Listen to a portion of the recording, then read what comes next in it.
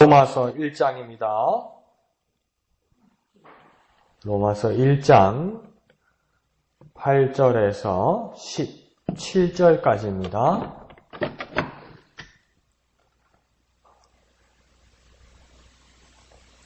생명의 삶 9월 2일분 로마서 1장 8절에서 17절까지 다 같이 한 음성으로 읽겠습니다. 시작. 먼저 내가 예수 그리스도로 말미암아 너희 모든 사람에 관하여 내 하나님께 감사함은 너희 믿음이 온 세상에 전파됨이로다.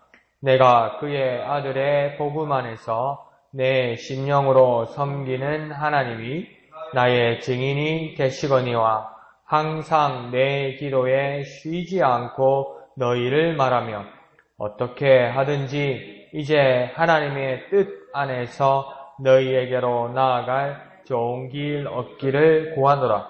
내가 너희 보기를 간절히 원하는 것은 어떤 신령한 은사를 너희에게 나누어 주어 너희를 견고하게 하려 함이니 이는 곧 내가 너희 가운데서 너희와 나의 믿음으로 말미암아 피차 안위함을 얻으려 함이라. 형제들아, 내가 여러 번 너희에게 가고자 한 것을 너희가 모르기를 원하지 아니하노니 이는 너희 중에서도 다른 이방인 중에서와 같이 열매를 맺게 하려 함이로되 지금까지 길이 막혔도다. 헬라인이나 야만인이나 지혜 있는 자나 어리석은 자에게 다 내가 빚진 자라. 그러므로 나는 할 수 있는 대로 로마에 있는 너희에게도 복음 전하기를 원하노라. 내가 복음을 부끄러워하지 아니하노니 이 복음은 모든 믿는 자에게 구원을 주시는 하나님의 능력이 됨이라. 먼저는 유대인에게요 그리고 헬라인에게로다. 복음에는 하나님의 의가 나타나서 믿음으로 믿음에 이르게 하나니 기록된 바 오직 의인은 믿음으로 말미암아 살리라 함과 같으니라. 아멘. 어제부터 이제 우리는 9월 한 달 로마서를 계속해서 보게 될 것입니다. 그래서 이제 로마서가 서신서가 되다 보니까 이제 수신자, 그러니까 편지를 받는 자들이 어떤 사람들이고 또 그들에게 어떤 인사를 하고 어떻게 이 편지가 시작되어야 할지가 1장 전체에서 이제 나오기 시작하는 것입니다. 그래서 8절을 보면 먼저 내가 예수 그리스도로 말미암아 너희 모든 사람에 관하여 하나님께 감사함은 너희 믿음이 온 세상에 전파됨이니라 이렇게 말하면서 감사의 대상이 나오고 있습니다. 그 감사의 대상을 누구라고 오늘 8절에서는 말하냐면 하나님이라고 이야기합니다. 그리고 그 감사의 내용이 또 나옵니다. 그 감사의 내용은 뭐냐면 로마 교인들의 그 믿음이 전파되는 것이다 이렇게 나오는 겁니다. 감사할 일들이 많지요. 감사를 하게 되면 우리 마음으로부터 해서 우리 삶의 변화가 일어나는 것 그 분명하게 맞습니다. 그런데요, 그리스도인에게 분명히 구분되어야 할 것은 뭐냐면 감사의 대상이 어떻게 하면 유일한 한 분인지도 모르는 겁니다. 사실은요. 그러니까 감사의 유일한 대상은 하나님으로 그 초점을 맞추어야 우리의 삶의 분명한 목적과 그 비전이 제시되는 겁니다. 여러 사람들과 여러 대상에게 감사하는 건 나쁘지는 않죠. 그런데 우리가 삶에서 경험해봐서 알잖아요. 변하잖아요, 이게. 그러니까 누구에게 감사했는데 그 감사한 대상으로 그 사람이 영원히 남는 것이 아니고 변해요. 실망하기도 하고요. 이게 또 바뀌어야 되기도 하고 그래요. 그러니까 감사가 어떻게 됩니까? 변질되고 감사가 색이 바래게 됩니다. 이게. 그런데 하나님을 향한 그 감사는 어떤 것입니까? 변하지 않죠. 그러니까 변하지 않는 분에게 그 하나님에게 유일한 감사를 돌린다는 것은 우리의 감사의 내용, 우리 감사도 이렇게 색이 바래지 않는 겁니다. 우리 감사가 우습게 되지 않는 것이지요. 그런 면에서는 우리의 감사의 대상이 분명해야 될 것 같습니다. 유일한 하나님께 감사하는 것, 그것이 가장 중요한 것 같습니다. 그러면 반면에 내용들은 계속 여러 가지가 될 수 있는 겁니다. 하나님께 감사하는데 하나님께 감사하는 그 내용들은 오늘 본문에서는 로마 교인들에게 그들의 믿음이 온 곳에 전파되는 것이고 그럼 우리의 삶 가운데서도 하나님께 감사하면서 우리의 감사의 내용들은 여러 가지가 있을 수 있는 겁니다. 그런데 뭔가 감사의 내용을 가지고 거기다가 감사를 하다 보니까 뭡니까? 이게 막 뒤죽박죽이 될 때가 조금 있어요. 사람들에게 감사하는 것도 나쁘지는 않죠. 그러면 최소한 그런 각오는 해야 되는 겁니다. 변할 수 있다. 변할 수 있다가 아니라 어떻게 요즘 세태를 우리의 삶과 요즘 세태를 보면 분명히 변한다. 감사에 대해서는 분명히 변한다. 차라리 하나님 앞에 온전히 감사하는 것, 그것이 가장 중요하고 감사의 내용들은 여러 가지가 있을 수 있는 겁니다. 내가 건강을 얻게 된 것, 내가 이런 환경을 갖게 된 것, 이 모든 것을 하나님께 감사한다. 이게 더 바른 것 같아요. 그러니까 바울도 그러니까 로마 교인들의 그 믿음이 온 곳에 전파되는 것, 내가 가르친 것, 이것이 헛되지 않다. 그래서 내가 너희들에게 감사한다. 이렇게 좀 뭔가 경솔하지 않습니다. 어떡합니까? 하나님께 감사한다고 이야기해요. 그래서 우리 감사의 대상이 분명하기를 부탁드립니다. 자, 9절을 보면 여러 가지 뜻들도 있겠지만 바울의 기도가 어떻게 이루어지는지를 또 볼 수 있는 것 중에 하나입니다. 그런데 첫 번째는 뭐라고 이야기하냐면 하나님을 섬기는 법이 9절에서 나옵니다. 내가 그의 아들의 복음 안에서 내가 심령으로 섬기는 하나님이 이래서 하나님을 섬기는데 분명히 바울은 하나님을 섬기는데 하나님을 섬기는 법이 나오는 겁니다. 내가 하나님을 섬깁니다. 그런데 어떻게 섬깁니까? 이럴 때 9절 상반절에서 보듯이 그의 아들 복음 안에서 섬긴다. 이건 뭡니까? 하나님의 아들 예수 그리스도의 복음으로만 하나님을 섬기는 법이 가능하다는 겁니다.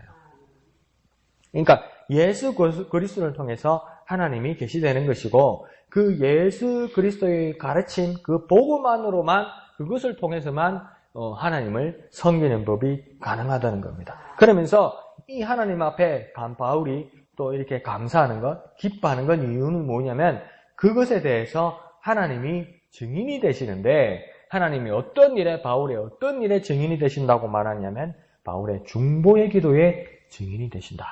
왜 그러냐면 9절 끝에 보면 내 기도에 쉬지 않고 너희 곧 로마 교인들을 말한다 이렇게 얘기해요.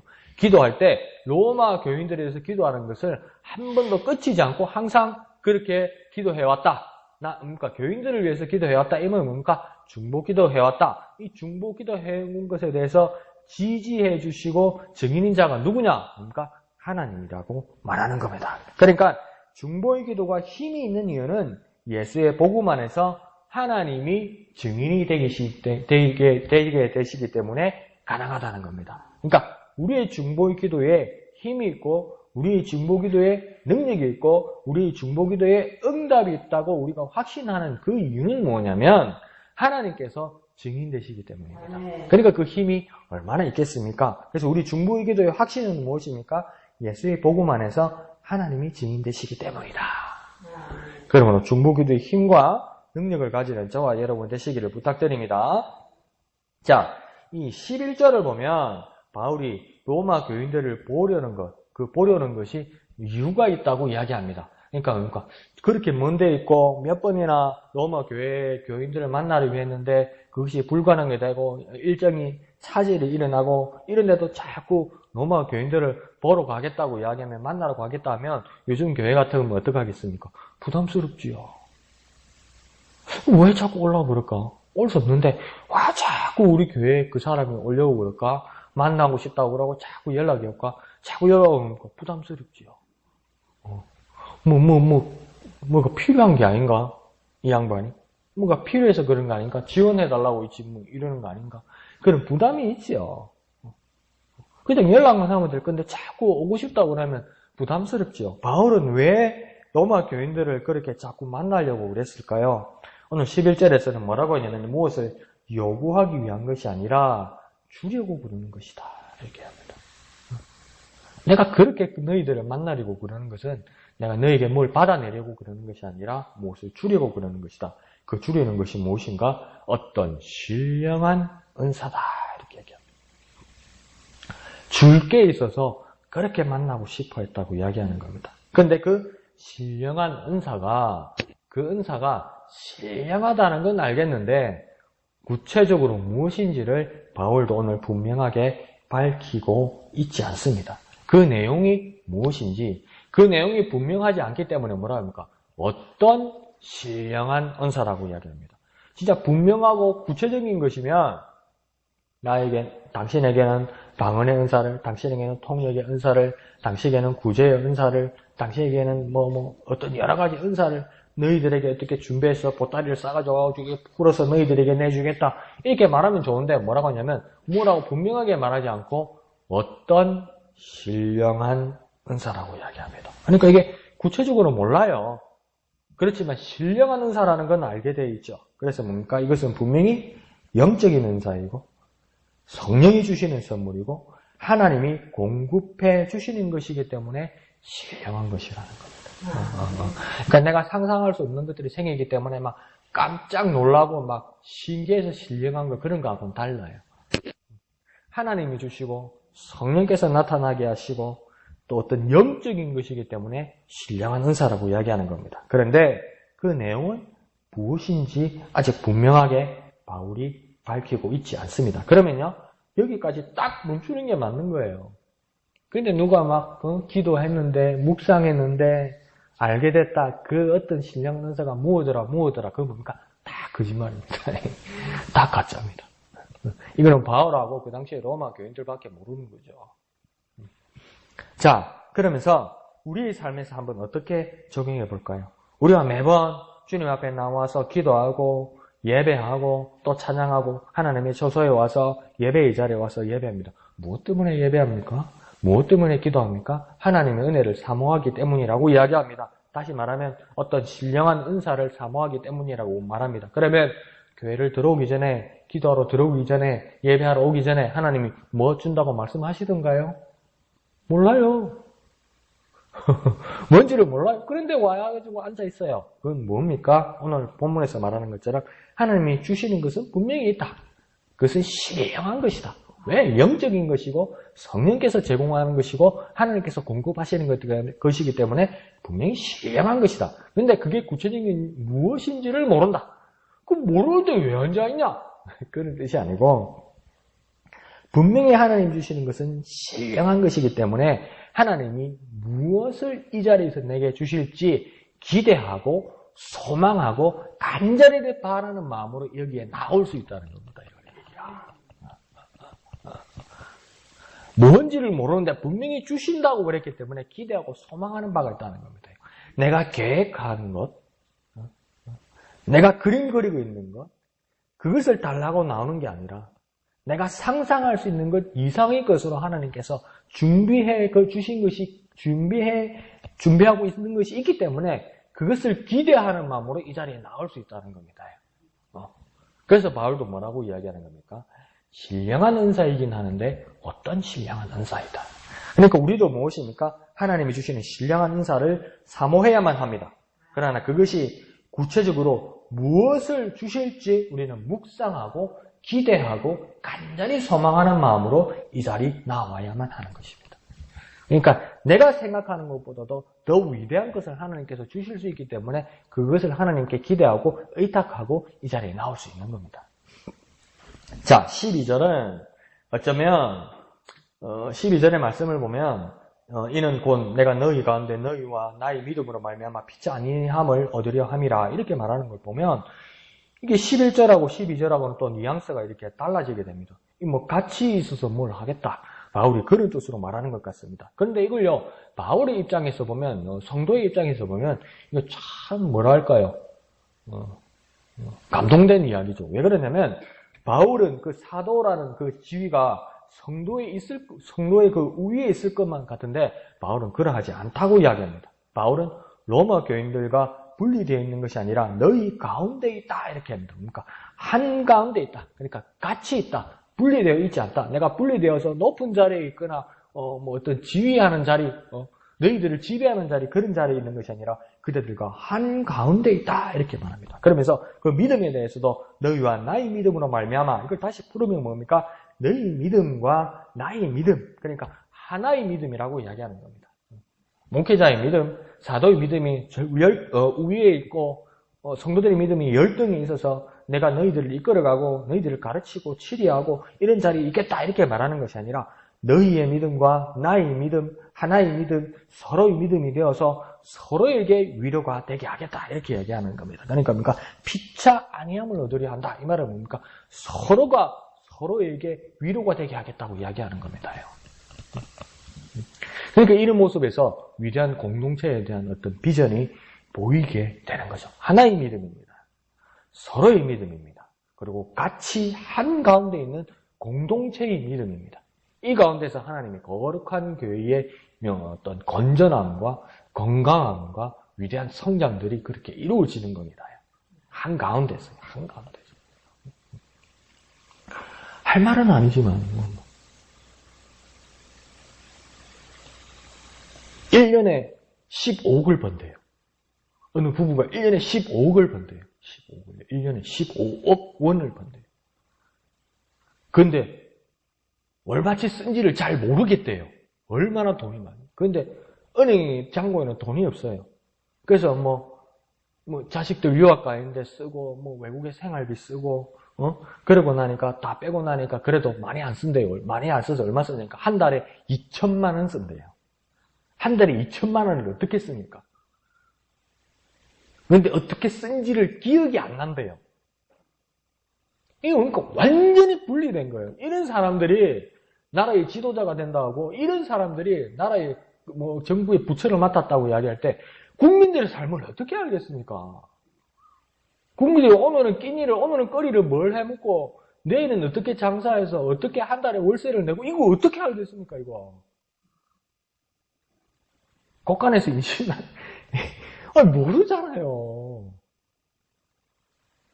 격이 다르다고 생각해요. 국민들하고 자기들하고는 격이 다르다고 생각해요. 그러면 안 됩니다, 이게. 이 공동체가. 대한민국이라는 공동체가요. 안 돼요, 이게요. 근데 바울은 뭐라고 합니까? 내가 사도이지만 너희들 한가운데 있고 나의 믿음과 너희 믿음이 하나의 믿음이 되고 서로의 믿음이 된다고 이야기해요. 정말 차이죠. 우리 교회에도 서로의 믿음, 하나의 믿음, 그리고 한가운데에서 하나가 되는 그 공동체의 가운데 그리스도 예수님이 높임을 받는 위대한 공동체, 목양의 공동체가 되시기를 부탁드립니다. 자, 13절에는 열매 맺는 것을 소망한다고 그 한가운데서 말하고 있습니다. 중간에 보면 이는 너희 중에서도 다른 이방인 중에서와 같이 열매 맺게 함이로되 이렇게 말합니다. 그래서 바울은 13절에 보면 열매 맺기를 소망합니다. 그리고 이 열매 맺기가 무엇인가? 그 열매 맺기가 무엇이냐고 하면 13절에만 멈춰 있으면 열매 맺는 것에 대해서 여러 가지를 이야기합니다. 가정의 화목요, 내 건강요, 우리 자식 잘 되는 건요, 우리 부모님 어떻게 되는 건요, 내 앞으로 사업하는데 뭐요? 그것도 열매죠. 그런데 바울이 말하는 이 열매는요, 구체적인 것이 있습니다. 14절에 가면요, 그 열매를 뭐라고 이야기하면 모든 사람들에게 내가 지고 있는 빚이라고 이야기합니다. 그러니까 13절에는 열매라고 그래놓고 14절에 가서는 뭐라고 이야기하면 빚이라고 이야기합니다. 그런데 그러면 그 빚이 뭐냐? 그러면 그 전에 내가 저 집에 가서 팔을 한 단을 빌리는데 아직 안 갚았고, 저 집에 가서 급하게 물건 산다고 얼마를 콩나물 사는데 돈을 빌리는데 안 갚았고, 명절에는 저 집한테 선물을 받는데 내가 안 갚았고, 저 집에 결혼식이 있었는데 부조를 했는데, 우리 집에 부조를 했는데 저 집에 잔치가 났는데 내가 안 갚았고, 그런 게 빚일까? 그러니까 그 빚을 그리스도 예수 안에서 갚아야 된다. 그런 빚 아니에요. 여기서는요. 그 빚이 무엇인지 15절에서 아주 구체적으로 나옵니다. 뭐라고 이야기하냐면 복음 전하기라고 이야기합니다. 그러니까 13절에 열매 맺는 것, 14절에 빚, 15절에서 구체적으로 뭐랍니까? 복음 전하는 것이라고 이야기합니다. 이 빚을 다른 것으로 갚을 수 있는 것이 아니고요. 이것을 다른 열매 맺기로 이것을 상쇄하거나 메꿀 수 있는 게 아니라고요. 이 빚과 이 열매 맺기의 가장 구체적인 모습은 뭐냐면 바울은 뭐라고 하냐면 복음 전하는 것이라고 이야기합니다. 근데 이 복음 전하는 일을 내가 내 격을 갖추거나 내가 내가 그리스도인으로 어떤 장치를 하거나 내가 그리스도인으로 어떤 치장을 하거나 그리스도인으로 어떤 옷 입기 위해서 내가 옵션으로 가지는 것이 아니라 바울은 이 복음 전하는 일을 빚으로 여긴다는 겁니다. 어떤 의무와 책임감으로 여긴다는 겁니다. 이 복음을 전하지 않으면 그 의무와 책임감을 다 못함으로 나는 불구와 같은 사람이 된다고 그렇게 어떤 막중한 어떤 부담을 가지고 있다는 겁니다.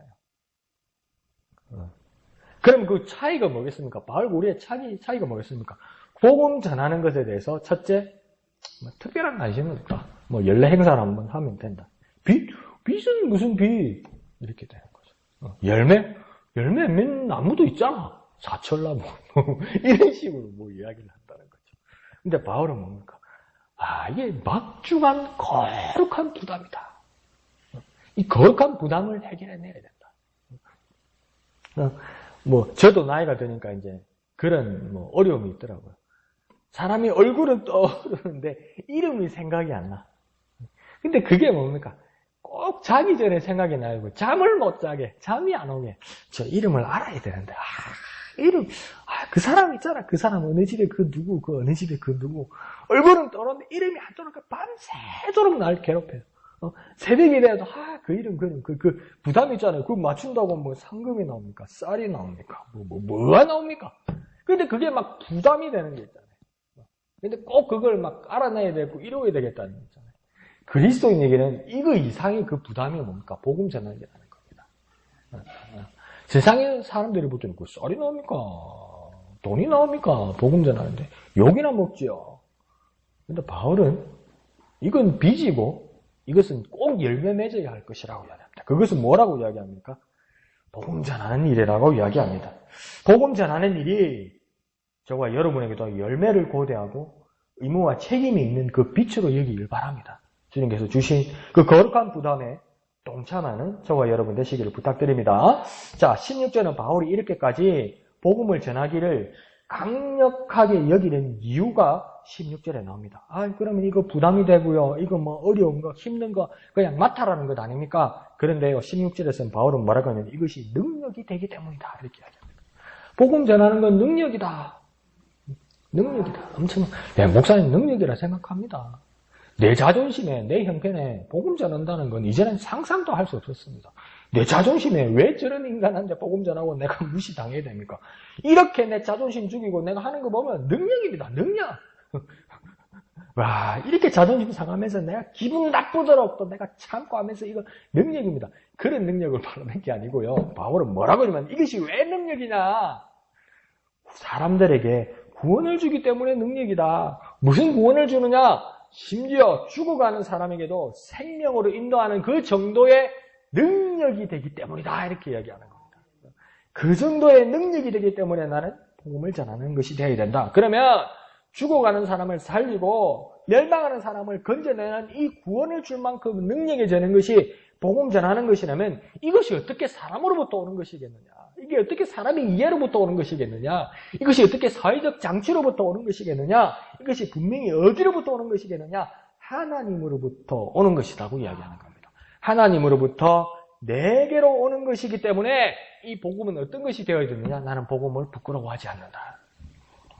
내가 무엇을 만들어내고 내가 무엇을 고안해내고 내가 무엇을 짜 맞춘 거면 이게 허점도 있고 세상 사람들이 말할 때 동네 사람들 지금 옛날에 이질이 그랬네. 지금 뭐 복음 전한다고 해서 이 부끄러운 일도 있을 수 있는데 내가 복음 전하는 일을 부끄러워하지 않을 수 있는 이유는 뭐냐면 이건 내가 만들어낸 것이 아니고 내게로부터 나오는 것이 아니고 하나님이 내게로 주신 것이기 때문에 이걸 부끄러워할 수가 없다는 겁니다요. 내가 만들어낸 것이 아니기 때문에 하나님으로부터 온 것이기 때문에 첫째, 하나님으로부터 온 것을 부끄러워하지 않는 이유는 무엇입니까? 내가 내게 온 이 복음을 부끄러워하면 하나님을 부끄럽게 만드는 겁니다. 이런 일이 있을 수 있습니까? 없지요. 두 번째는 뭡니까? 하나님 자체가 부끄러움 자체가 아니기 때문입니다. 하나님과 부끄러운 거는 관계가 없기 때문입니다. 하나님은 위대하시고 전지하시고 전능하시고 모든 것을 이루시는 그 하나님이 내게로 왔을 때 내게 무슨 내하고 나의 부족한가 무슨 관련이 있습니까? 그렇기 때문에 복음을 부끄러워하지 않는다고 이야기합니다. 그런데요, 이거 우리 형편에서 이야기하니까 고만 그럭저럭 이렇게 이야기할 수 있는데요. 당시 바울이 말할 때 복음을 부끄러워하지 않는다는 것은 엄청난 당시 사회에서는 엄청난 선언입니다. 왜 그렇습니까? 그 당시 대부분의 고대 근동의 나라들은 로마의 식민지 안에 있었습니다. 그래서 로마의 패권은 군사, 정치, 경제, 철학, 예술, 학문 모든 것에 정상을 구가하던 그 로마의 나라입니다. 그러니까 로마가 모든 것을 쥐고 있었고 로마가 모든 사회 전반, 학문 전반, 살림살이 전반 모든 것을 그러니까 첨단을 이루고 가던 나라였어요. 그러니까 로마가 최고였어요. 그냥 인정했어요. 온 세상에. 그냥 로마가 다 알아서 한다. 로마가 다 알아서 한다. 로마가 다 해준다. 그렇게 생각하고 있었어요. 그런데 거기다 대놓고 바울이 뭐라 합니까? 나는 복음을 부끄러워하지 않는다. 이건 엄청난 선언입니다. 여러분, 온 세상이 그럭저럭 흘러가고 이것이 최고고 이것이 최신이라고 말할 때 그 한가운데서 내가 복음을 부끄러워하지 않는다. 그렇게 말할 때 세상 사람들이 바라보는 내 눈초리를 한번 생각해 봤습니까? 복음이 뭐냐? 세상 사람들이 말할 거예요. 그게 언제 거냐? 2000년은 넘었지. 아이고, 고래적 이야기도 안 하고 2000년 전에 지금 세상에도 없는 예수 그리스도 그게 부끄러워하지 않다고. 부끄러워 좀 해라. 이렇게 이야기할 거예요, 세상은. 그거보다도 그러니까 더 열악한 상황이 당시 바울이 처해있던 상황입니다. 그런데 바울은 왜 이렇게 전할 수 있었습니까? 복음의 깊은 하나님의 뜻을, 그 진리를 깨달았기 때문입니다. 그들 앞에서 부끄러워하지 않는 이유, 복음을 부끄러워하지 않는 이유는 무모한 용기가 아니라 하나님의 능력에 대해 당연히 부끄러워하지 않는 믿음이기 때문입니다. 저와 여러분이 주의 복음을 전하는 일에 부끄러움이 있습니까? 믿음이 없기 때문입니다. 왜 믿음이 없습니까? 복음에 대해서 아직 제대로 모르기 때문입니다. 저와 여러분이요. 복음에 대해서 깊이 깨닫지 못하기 때문에 복음 전하는 게 부끄러운 거예요. 창피한 거예요. 세상은 이렇게 첨단을 겪는데, 세상은 미래를 바라보고 있는데, 복음은 수천 년 전에 그 고래적 이야기를 하고 있으니, 그냥 내가 부끄러운 거예요. 내가 복음 전하려니까, 전도지 가지고 복음 전하려니까 부끄러운 거예요. 왜 부끄럽습니까? 첫째, 믿음이 없기 때문이에요. 왜 믿음이 없으니까? 나도 복음을 제대로 모르기 때문이에요. 분명한 결론이 나오는 겁니다. 근데 바울은 왜 그렇습니까? 복음을 제대로 알았고, 그래서 부끄러워하지 않는 겁니다. 담대히 복음을 전하는 자는 당연히 그 능력을 믿기 때문입니다. 우리는 어떻게 기도해야 되겠습니까? 내가 복음 전하는 일에 믿음을 주옵소서. 이 복음을 더 깊이 깨닫게 하여 주옵소서. 그렇게 기도하는 저와 여러분 되시기를 부탁드립니다. 자, 17절은 복음이 어떤 능력이 있는지를 보여줍니다. 17절에서 뭐라고 이야기하냐면 첫 번째, 복음에는 하나님의 의가 있다. 하나님의 의가 있다는 말은 어떤 말이겠습니까? 완전 무결한 거룩함이 하나님께 있다.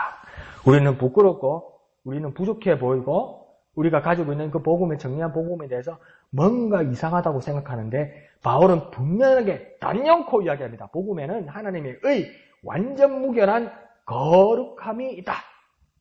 죄인인 우리에게는 상상할 수 없는 일, 그 일이 우리에게 벌어졌다. 왜 그 일이 벌어지느냐? 하나님의 의가 복음 안에 있기 때문이다. 이렇게 이야기하는 겁니다.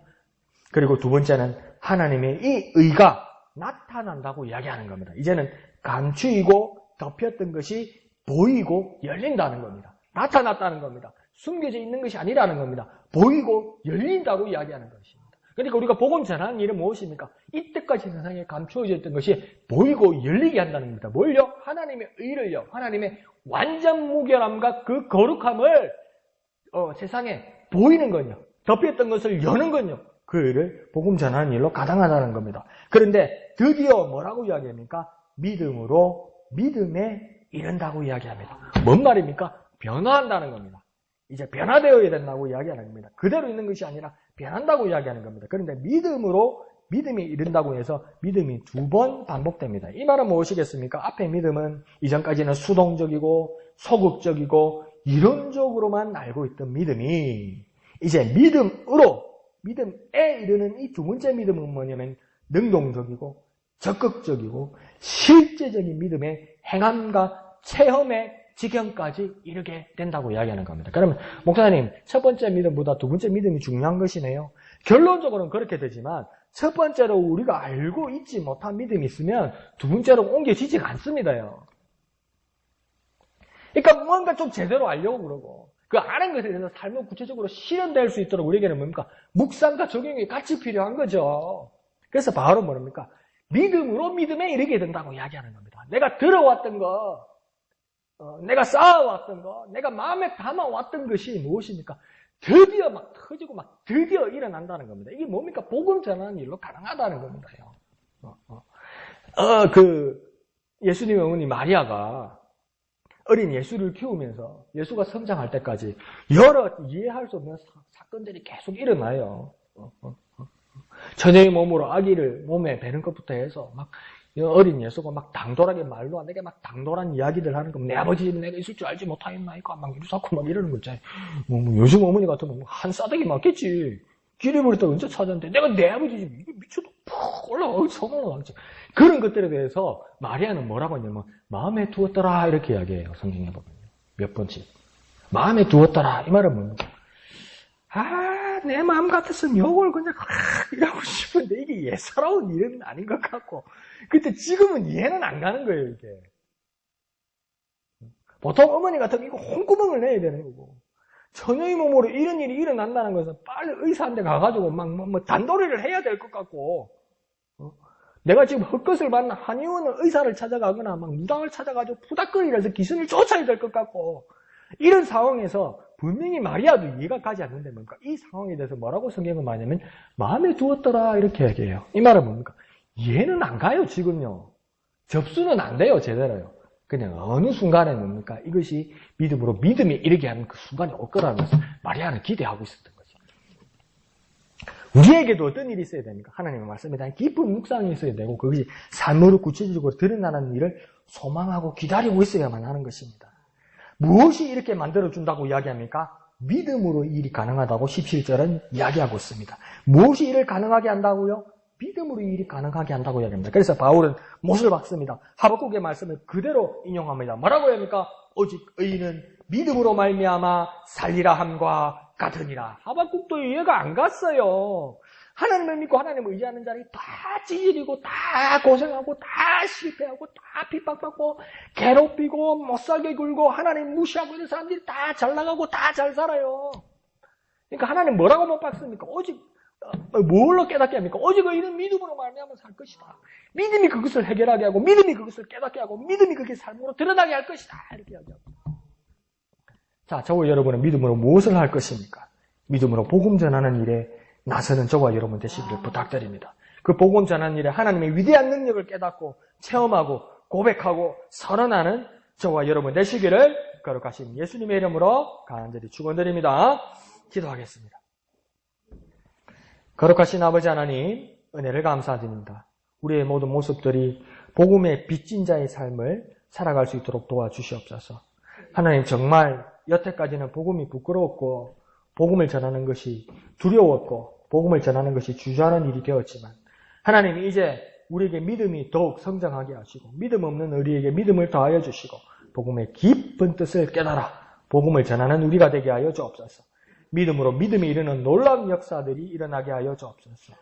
주님이 기대하시는 것처럼 오직 의인은 믿음으로 말미암아 살리라. 이 선언처럼 우리 삶 또한 예수 그리스도를 향한 복음 전하는 일에 그 믿음으로 살아가는 우리가 되게 역사하여 주시옵소서. 모든 것을 감사드리며 거룩하신 예수님의 이름으로 간절히 기도하옵나이다. 아멘. 이 시간 말씀을 생각하시면서 기도하시고